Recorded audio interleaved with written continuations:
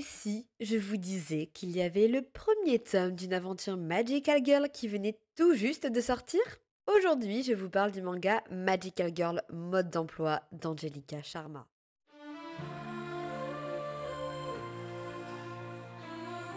Magical Girl Mode d'emploi est un manga d'Angelica Sharma publié aux éditions Nouvelle Hydre. Ça me tient vraiment à cœur de vous parler de ce manga pour tout un tas de raisons. La première, c'est bien sûr car c'est un manga du genre Magical Girl avec un univers kawaii et qui s'adresse à l'enfant intérieur qui est en nous et l'héroïne est une adulte. Deuxième raison, c'est un manga français et ça me semble plutôt intéressant de le souligner. Et troisième raison, la maison d'édition Nouvelle Hydre est une maison d'édition indépendante spécialisée dans la création originale de mangas. Leurs mangas sont dans un format un peu plus grand que le format classique et je trouve que l'objet livre, en tant que tel, en tout cas Magical Girl mode d'emploi, est vraiment très beau. Le code couleur est très girly, avec cette jaquette dans les tons rose-violet.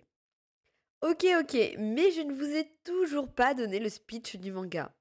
Ici, on suit l'histoire de Victoria qui vient d'avoir 30 ans et qui se fait licencier de l'entreprise dans laquelle elle travaille. De retour chez elle, elle est effondrée et son seul réconfort est un gâteau d'anniversaire envoyé par son père ainsi que la présence de son chat Juanito.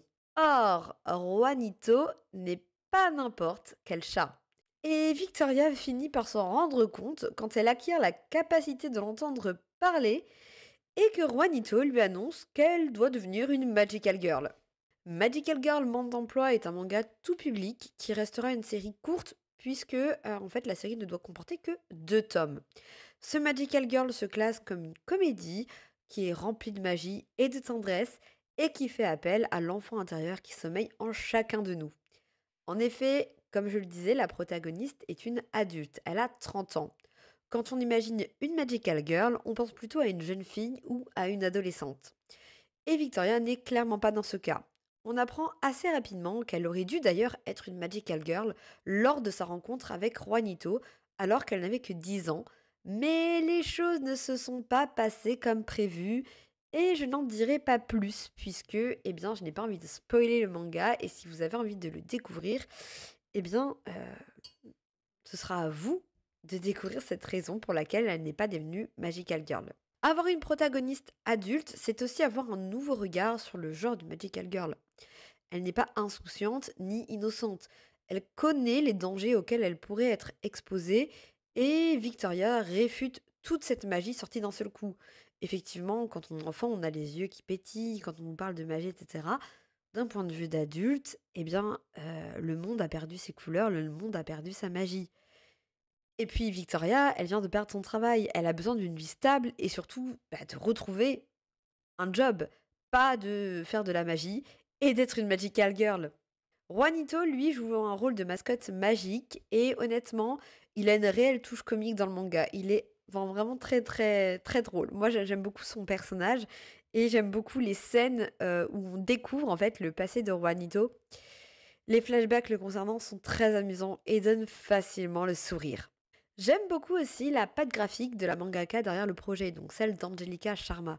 Les traits des personnages sont très doux, très ronds et on ressent vraiment ce côté très cute, très kawaii. Vraiment une ambiance très cocooning en lisant ce manga. Très adorable.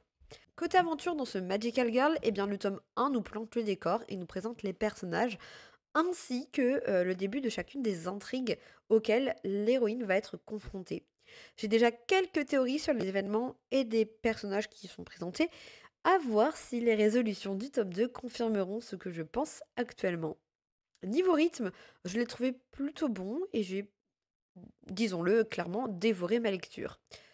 Maintenant, vous savez que ce manga existe, et bien je vous invite à vous renseigner à son sujet si vous aimez le Magical Girl.